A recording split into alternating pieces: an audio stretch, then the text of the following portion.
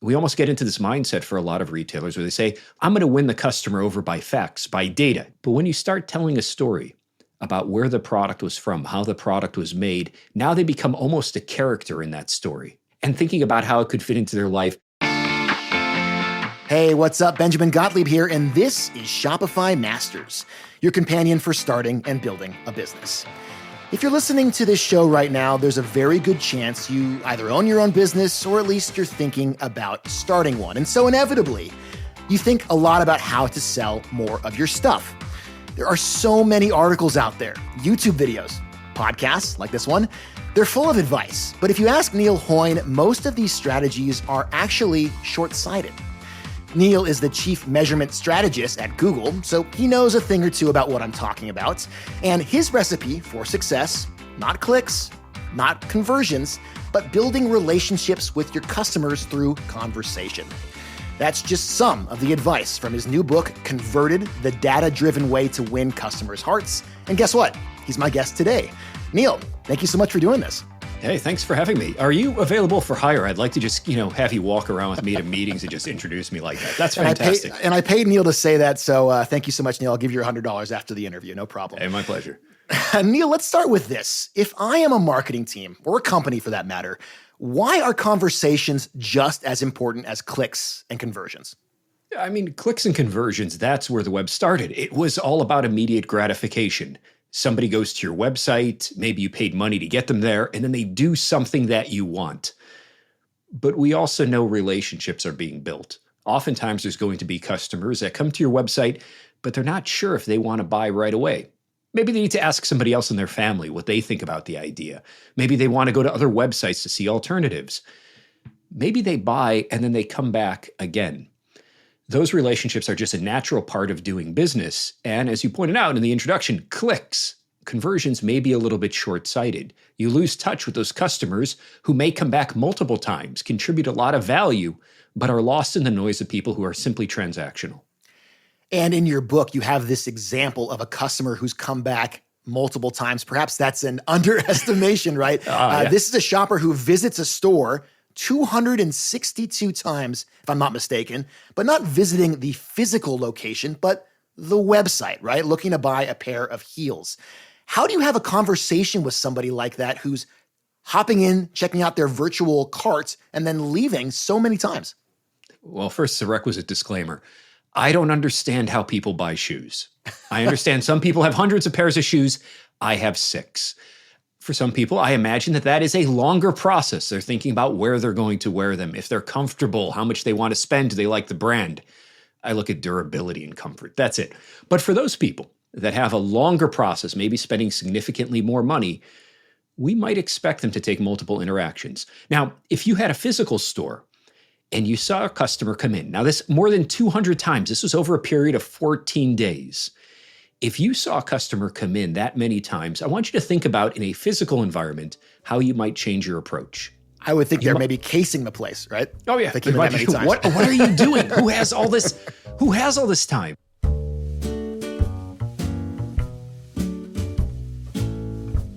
You may say, all right, maybe not on their first time, but maybe on their 5th or 6th time, I might try to ask them different questions. What are they doing? On their 10th time, maybe I may offer them a discount or an offer that I didn't give them the first. I may recommend different products to them, or there may become a time where I just stop paying attention to them altogether. I don't know what the person is doing coming into my store. I've offered to help them. I've spent all my money on marketing. I'm going to stop and let that take its course. And that's what we're really getting at, is we're getting at these people actually represent part of your customer base. Now, not everybody, of course, not everyone has this amount of time. 200 times to a website is absurd, but you start to think that these 2 or 3% of customers that often behave this way can take up a disproportionately large amount of your marketing budget. In this case, this particular customer clicked so many times that even though she did, to everyone's celebration, buy those shoes in the end, the company spent so much money marketing to her that they still lost money.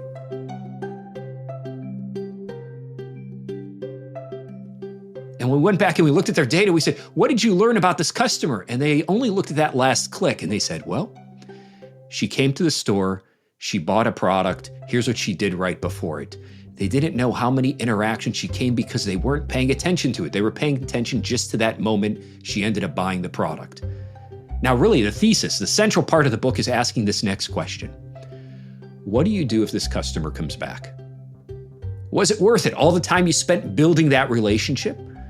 Do you want to spend more time with her? Would you be more prone to ignoring her? Is this the type of customer you want to build your business around? Well, that's a great question. Is that the type of customer you want to build your business around? Well, that's where we get to. And so that metric we add to this, and I want to explain this, is this metric that's very common to a lot of marketers, but now we're putting it into practice. Customer lifetime value. What is it? It's saying, what do we think is going to happen with the relationship? Do we think this person's going to be the best customer we ever had, or someone we're never going to see again? And then we can act accordingly. So in the case of this woman, if she turned out to be a high lifetime value customer, someone that's likely to come in and purchase again and again and again, it was worth our time and our effort. However, if it turns out to be a customer we're never going to see again, we might rethink trying to acquire people like her in the future. Well, that's very interesting. I'm chatting here with Neil Hoyne. His book is called Converted. I've got it right here, The Data-Driven Way to Win Customers' Hearts. And he's also working at Google. Now, Neil, I've got to ask you about the storytelling because as a storyteller myself, I was really, really excited to see this in a marketing book. You write in your book that conversations are integral to the human experience. That makes sense. I mean, storytelling is as old as language itself, but marketing a product, making that as interesting as, say, a campfire story, that's not easy to do. So how do you do that? How do you make a story about a product something that is very intrinsically human and accessible? Well, I think that's the great part about storytelling is it is uniquely human. We all know how to do it. We just condition ourselves not to do it. We almost get into this mindset for a lot of retailers where they say, look, I'm going to win the customer over by facts, by figures, by data. Data always wins. And oftentimes when we present stories from that perspective of data, thinking our features and our characteristics of our product or our price win, customers will follow your lead and they will look at those stories at a data-driven lens. They'll say, all right, I will compare your attributes against your competitor's attributes. But when you start telling a story about where the product was from, how the product was made, now they become almost a character in that story. They see themselves playing that role with that product, with those shoes, and thinking about how it could fit into their life. And sometimes their decisions are not data-driven at all.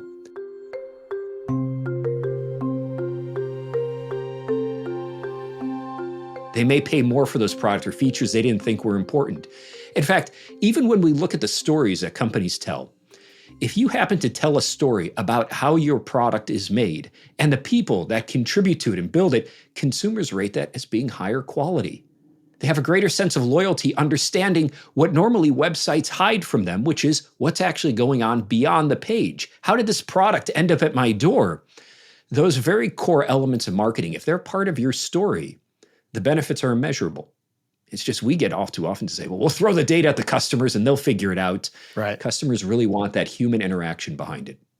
Does this speak to this concept you bring up, which I found fascinating, which is that people think of brands almost like they think of individuals? I love this company. I hate that website. They do. And it's, by the way, it's tough to tell people that because you're like, no, I don't think of Coca-Cola or Apple the same way I do as my spouse. That's true. Absolutely true. Those are in different categories. However, that doesn't mean you still can't have that love, that affinity towards a brand, to do irrational things to find yourself connected with it. And so that's what we have to appreciate, is that those brands are very intimate relationships that we have with consumers. And it's that intimate relationship that for folks listening right now, most of whom either have a business or want to start one, they're thinking about this constantly, Neil. And I'm curious, you brought up this example of the customer who comes in 262 times to the website. Obviously, that's an extreme example. But when it comes to making mistakes or practices to avoid, what should a business owner do when looking at data like that or other data about their customers and making determinations about who to target and who not to? Oh boy, how long do we have? We have several Well, days, it's easy several then. weeks. Yeah, exactly.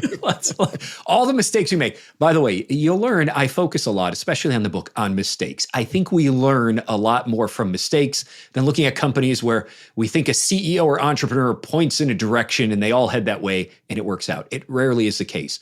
Let's talk about mistakes and what people do wrong. Number one is, as we've already talked about, they're too short-sighted. Their metrics are what happens today in that moment. Consumers take time. They want to build that connection with a product. Number two is, oftentimes when we're capturing data, when we're trying to understand customers, we don't do it with an intention of what we're going to do with that data. So most companies, table stakes is, we'll capture conversion data. Here's what I need to get you that order. But we never think about what else we could do with that data. And so here's a practical example. In my inbox right now, I will have hundreds of promotional messages and email campaigns from companies I've purchased from in the past. All of them know my name. The research supports that adding somebody's first name into the subject line of an email significantly improves the likelihood that they will open that email, they will engage with that email, and decreases the likelihood they will unsubscribe. Yet in my inbox right now, no company, despite having my name, actually uses that data to build a better relationship. So companies may oftentimes collect data without thinking about how they can apply it. They just think, well, can we ask customers this? Like, can we have your credit card statement? What do you want it for? And customers are okay with sharing that data if they know the value exchange, if they know what they get back. We want to build you better products, make you better offers. I also tell people the most underutilized page for asking information. People often think they need to ask during the checkout process, which is a difficult bargain because now you're saying, you're ready to buy my product. Do I really want to ask another question or two that may distract you from finishing that purchase? Of course, right. And the answer is no, don't distract them. But here's where you want to ask them these questions. The height of trust that most of the data supports that customers have with your business is after they give you money. I gave you money. I really hope your product shows up. I hope I love it as much as I do on your website. Please give it to me. And then what do we do as companies?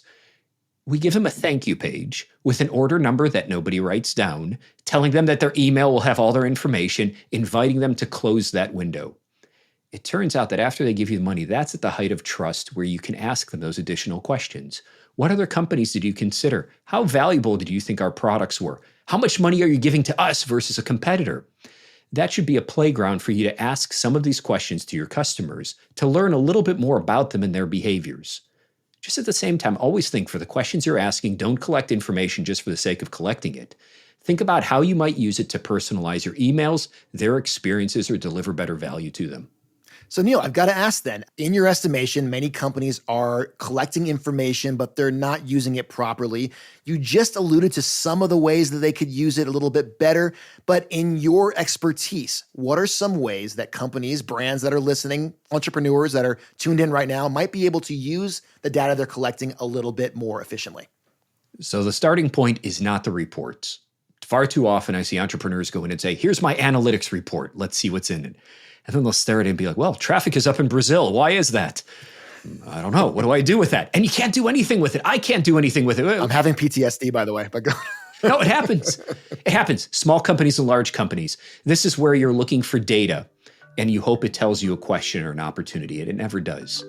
Instead, what I encourage you to do is take a step back. Before you go into that data, write down your hypotheses. What do you think you could do to better connect with your customers? What information, if you had it, would change the way that you build products, that you interact, that you service with customers? And then you get to the data.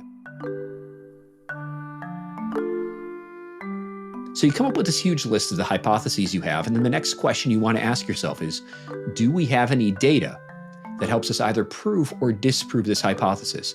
You may now find that in your analytics reports. If you don't, this may be an avenue for you to ask friends, family, colleagues, other people in marketing to say, have they seen anything that supports or disproves this hypothesis?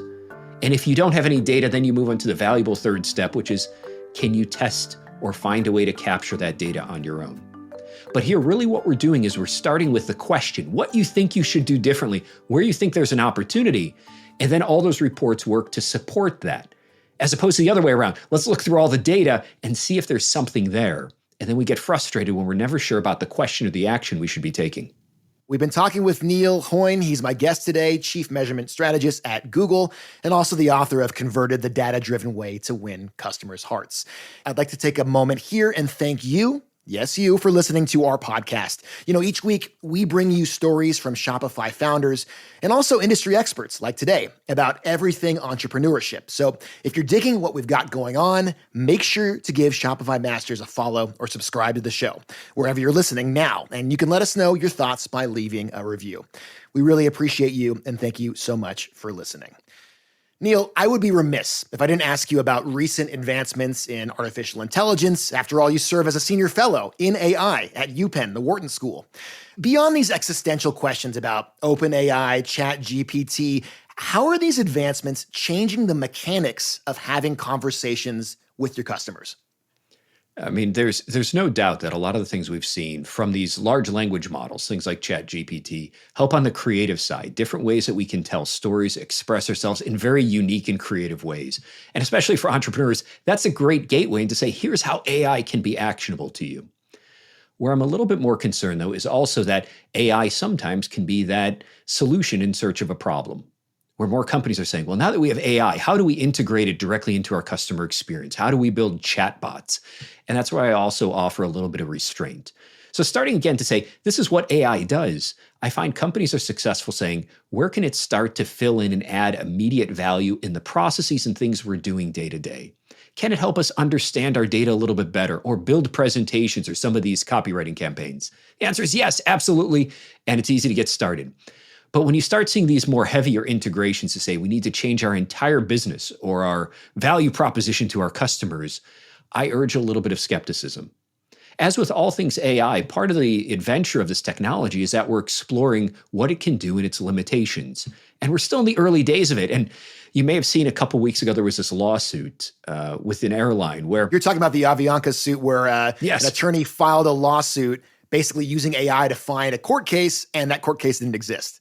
Yeah. And I think it was like 5 or 6 court cases. And when you read it, it all makes sense. But it wasn't. It was just made up. And so now what has the judge said? The judge has said, I don't want anything from AI unless it's backed up by a human review, a human source.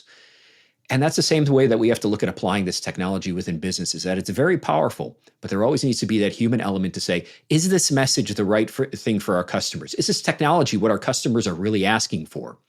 And so I say for anybody out there, you should be very curious about what this technology can do. You should play with it for yourself, but you shouldn't look at it as something that you have to immediately integrate into your business or worry about being left behind.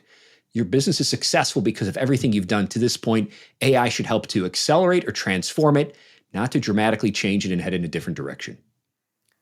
You're talking about trust here and the risk of perhaps peeling away some layers of trust that you've built up over the years with your brand, right? Anything can happen with automation. I like to use very human examples for it. Every holiday, we just passed Mother's Day here in the States, I will write a card for my wife, right? My words, not as eloquent, but I like to think that I can write. Now, if I go into ChatGPT and I ask it to write a card, it will do a brilliant job, but it doesn't sound like me. And the meaning is lost. And part of what the value is that human connection, that imperfection, the time spent, the effort, just as we were talking about as companies build products, of sitting down there to try to come up with words. And so even though technically these AI models can give us the right answer, is it really the right thing for building trust with people, for building that genuine connection, that intimacy? I would argue no. And that's simply about knowing the limits, what your consumers want and how you deliver value to them. And by the way, I'm not calling my wife a consumer. I'm just saying in that lens, that also applies. And I hope our audience is listening because this is advice from someone who's written about customer acquisition, having genuine conversations with your customers, is an expert in data, and he is telling you right now that there is no replacement, as of now, for this genuine, imperfect at times, human interaction between yourself and your customers. But I think where maybe some of this gets lost, Neil, is it's not just you're on the phone talking to your customer. There's many ways to have conversations with your customers, right? Do you believe in this idea of coming at your customer from many different angles, right? So in my career as a journalist, if I wanted to get a hold of somebody, I'd call them, I'd hit them up on social, I'd email them, I might knock on their door. Is there a point where it's too much conversation? Where do you find kind of the happy balance if you're trying to market a product to a customer? I'd say in the initial stages, it's hard to find too much because you are trying to break through the noise and make sure your brand is known. Once that relationship and that conversation starts, which is really what you're talking about, is the first thing. If they never hear you, if they never know you're around, you're not having a conversation. You're just messaging out there, hoping that you just capture a little bit of their mind share. But once you have it, and they're aware of your brand, they're aware of your products, a lot of the same relationship rules that guide our day-to-day conversations are surprisingly applicable to digital. And I'll give you kind of a silly example. And by the way, as I get older, people have told me that this is less applicable. So for the younger audiences, I'm sorry. But when I was dating, there was a very simple rule that said, look, if you went out on a date with someone, there was informally referred to as a 3-day rule, which is you wouldn't call them or text them right away. You would give it a couple days before you message them just to show you were interested, but not desperate. You weren't going to wait a week. 3 days was appropriate. Not seem overeager is what you're saying. Not seem overeager, because if the date gets finished and you immediately call them, that might decrease the chances you may look a little bit desperate.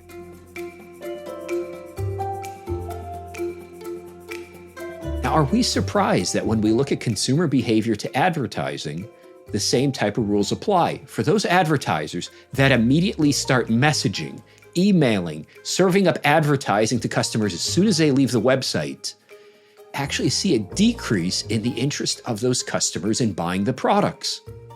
If you do anything in under 24 hours, that likelihood of them actually buying that product declines significantly. Now, what's the ideal stage?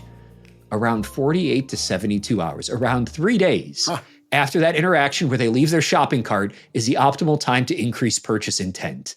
Again, we see those very human interactions about wanting space, wanting time to decide, playing out in the relationships we have with brands as well. You're talking a little bit about some of the unspoken rules of, and the example you used, dating, but also in marketing, it seems. And I got to tell you, one part of your book that really stood out to me was the section about taking a hint. I don't know, for folks that are listening that have a partner, if you're in a committed relationship, I think we'd all agree that that part of the book resonates, right? You give this example of when you ask your partner how they're doing and they say, fine. They're probably not fine, right? So back to this issue of AI, if we can, just to put a fine point on this. Sure. Can AI, is it capable of doing that real human thing of taking those hints or that unspoken rules, so to speak, of marketing and conversation? In time, likely. Right now, no. And here's the reason why. AI, for the most part, if you load the data that your company has been doing, just go with me on a thought exercise here for a moment. Yep. If it looked at how most marketers were engaging with their customers, it would see volume, customer relationships don't matter. What do I have to do to get you to buy something right away? We would train those AI models based on our data, based on how we've acted in the past. And if you've acted just on these short-term transactional relationships, I joke in the book, you could imagine AI almost walking out to customers, walking into a bar, proposing on a first date, saying, right, we've driven immediate short-term KPIs, do what we need you to do. And in that case, the relationships don't matter. For it, it's how many customers can I talk to make sure I can get as many people to say yes as possible. Now, if you start changing those directives and saying, no, I want to build relationships, I want to figure out who those high potential people are, you need to first go out and collect that data to build that strategy. And then AI can be complementary to say, this person's all about relationships. This is how they communicate with people. This is the time they take between shopping cart and interaction. This is how they look at the value those relationships bring. And in that case, AI will be incredibly helpful. But right now, the data set is just reinforcing what marketers are already doing, which is not necessarily what consumers want. And so again, it's complementary. It helps to accelerate. It makes things easier. But it all has to start by how good are you to begin with? The fundamentals of your business. Back to this issue of what to do now, advice moving forward. If you own a business and you're looking to convert, let's say, your leads into customers, right? You want to find this perfect customer. And you talk a lot about this in the book. The customer who's perfect might come back and buy more. They might share your product on social, write reviews. And you have to have a way to measure this. You mentioned this briefly. I'm glad you didn't go too much into detail earlier. This CLV, customer lifetime value. I'm personally not a big fan of acronyms, but quickly, how is this calculated? And should other folks who are just casually listen, should they start doing this? Should they do it? Absolutely. And there's plenty of tools. The science has been around for decades where if you search around, I even know that there's resources I've seen on Shopify that help you calculate lifetime value. The starting point is really asking that question and understanding the importance of having it. Now, what is it going to tell you? It's going to tell you how much that relationship is worth to your business going forward. How many times do we expect that customer to come back? How much do we expect them to pay each time? And what you'll see is when you start grouping customers together, what we've been talking about, some customers, incredibly valuable, like friends, family members, people you couldn't imagine living your life without. Right. And then other customers that no matter how hard you try, they just won't love you. They'll come back maybe if you offer them a great coupon or a great promotion or a discount, but that transaction's over. And I compare them jokingly almost to like an Uber driver that you give a 5-star rating to. You had a great ride. You're never going to see them again. That's okay. That's okay. It happened, and we just accept people for who they are.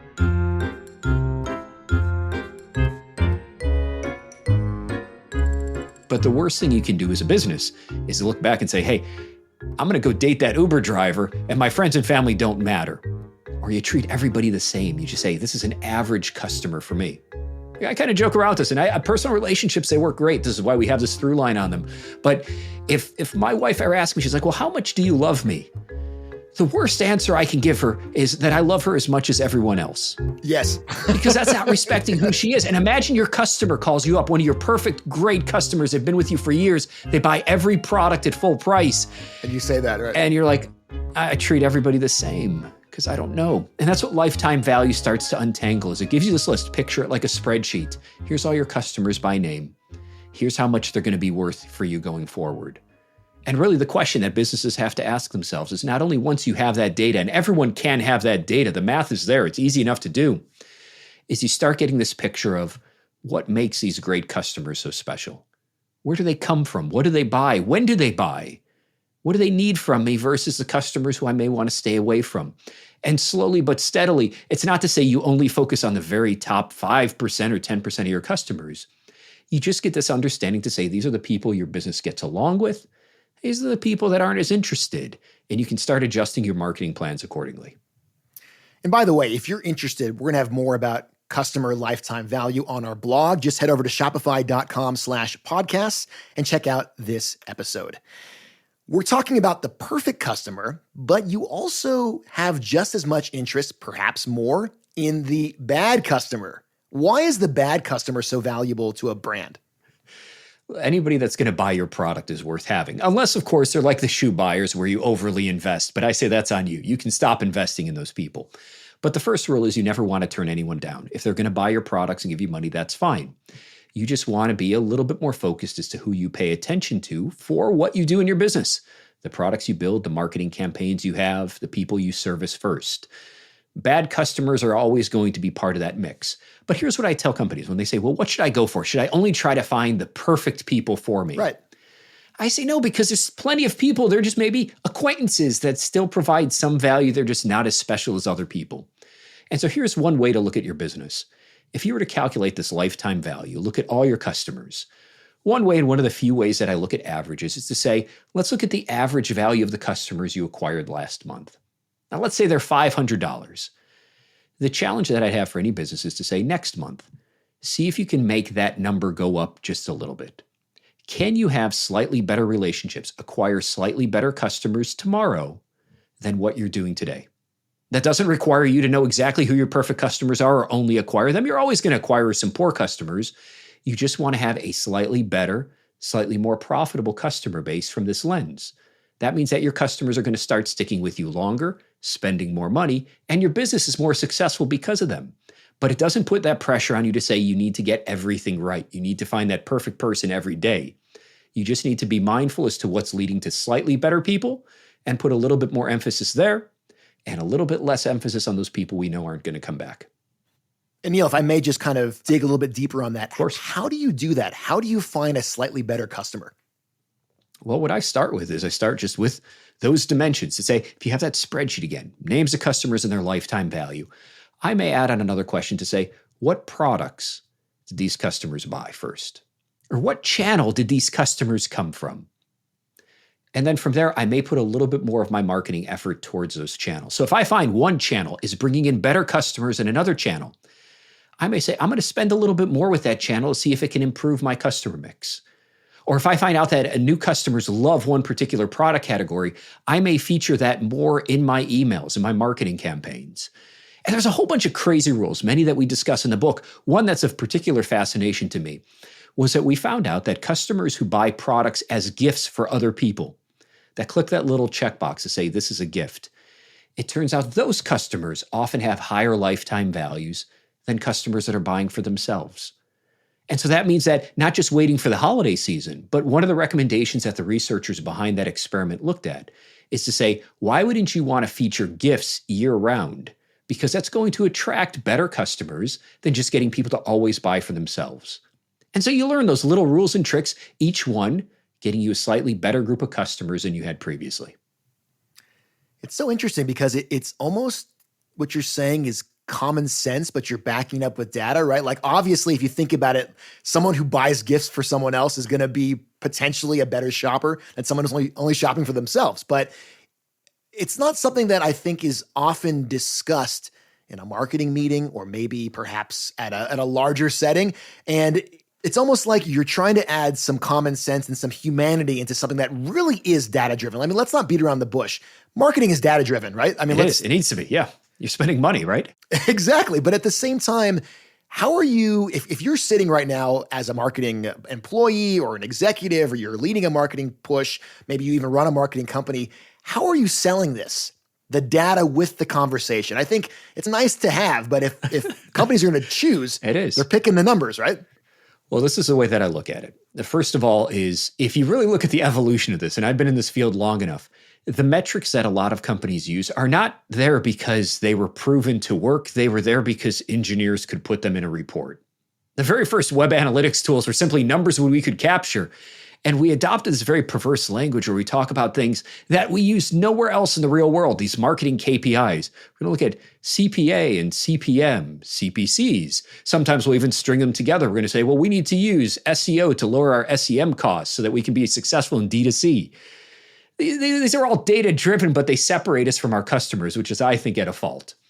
But there's an interesting story. A restaurateur out of New York City, Richard Corain, brought this up to me one time. He said he often sees marketing as the Wizard of Oz.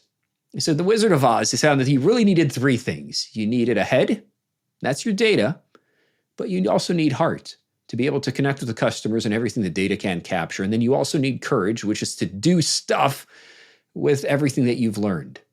And that's what I think is fundamental to marketing, is I think oftentimes we can look at the data, but the data is not going to represent the complete picture of the customer. And if you look at the wrong metrics and KPIs, such as the short-term who bought today interactions, it leaves a lot behind. And so part of that is to have that heart to say, well, let's measure who these people are and what they really want.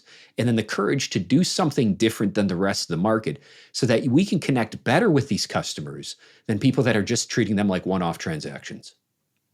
We've talked about the Wizard of Oz. We've talked about open AI. We've also talked about dating advice. But believe it or not, that's besides the point of the interview, because Neil Hoyne has everything you need to get the perfect customer and also the value of those bad customers.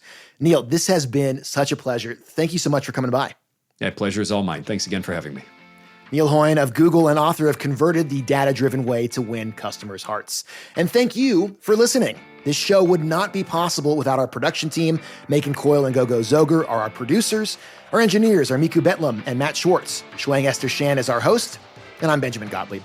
Come hang out with me and the rest of the team next week on Shopify Masters.